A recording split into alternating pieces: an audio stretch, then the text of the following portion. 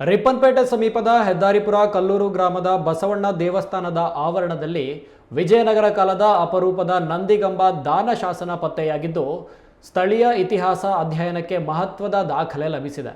ಸಂಶೋಧಕರಾದ Aditya ನಂಜುವಳ್ಳಿ, Ganesh K N ಹಾಗೂ ಪತ್ರಕರ್ತ N Karthik Kaundinya ಅವರು ಈ ಶಾಸನವನ್ನು ಪತ್ತೆ ಹಚ್ಚಿ ಅಧ್ಯಯನ ನಡೆಸಿದ್ದಾರೆ.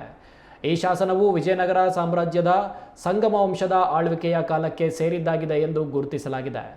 ಈ ದಾನ ಶಾಸನದಲ್ಲಿ ಕಲ್ಲೂರು ಗ್ರಾಮವನ್ನು ಕಾಲೂರು ನಾಡು ಎಂದು ಉಲ್ಲೇಖಿಸಲಾಗಿದೆ.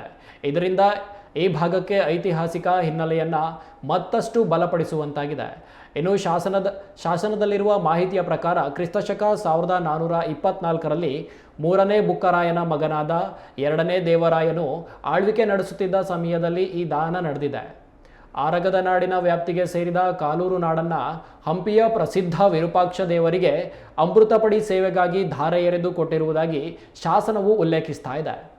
ಇದರಿಂದ ಆ ಕಾಲದಲ್ಲಿ ದೇವಾಲಯಗಳ ನಿರ್ವಹಣೆ ಮತ್ತು ಪೂಜಾ ಕಾರ್ಯಗಳಿಗೆ ಭೂದಾನ ನೀಡುವ ಪರಂಪರೆ ಎಷ್ಟು ಮಹತ್ವವಾಗಿತ್ತು ಎಂಬುದನ್ನು ಸ್ಪಷ್ಟವಾಗಿ ತಿಳಿಸ್ತಾ ಇದೆ.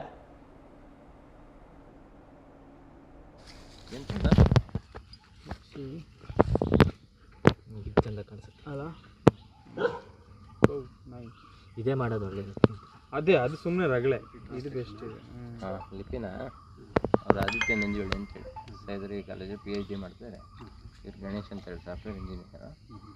ಸ್ವಲ್ಪ ಇತಿಹಾಸದ ಬಗ್ಗೆ ಅದೇನಲ್ಲ. ಚಾಲುಕ್ಯರು, ಹೊಯ್ಸಳರು, ವಿಜಯನಗರದ ಅರಸರು ಆಳುತ್ತಾರೆ. ಅವರ ಕೆಳಗೆ ಮಾಂಡಲಿಕ ಅರಸರಾಗಿ ಆಳಿದ ಸಾಂತರರು ವಂಶಸ್ಥರು ವಿಜಯನಗರದ ಅಳಿವಿನ ನಂತರ ಕೆಳದಿ ಅರಸರ ಅಡಿಯಲ್ಲಿ 1000 ಪ್ರಾಂತ್ಯಗಳನ್ನು ಅಲ್ಲ ಅದ್ರ ಮುಂದಿಂದು ಇದಾ ಅಲ್ಲ ನೆಕ್ಸ್ಟ್ ಅದು ಶ್ರೀ ಅಲ್ಲಿಂದ ನೀವು ಸರಿ ಹಚ್ಚಿಲ್ಲ. 1346ನೆಯ ಶುಭ ಋತು ಸಂವತ್ಸರದ ಮಾಘ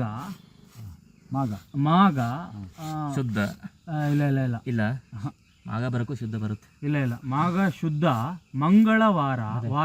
ವಾರದಲ್ಲೂ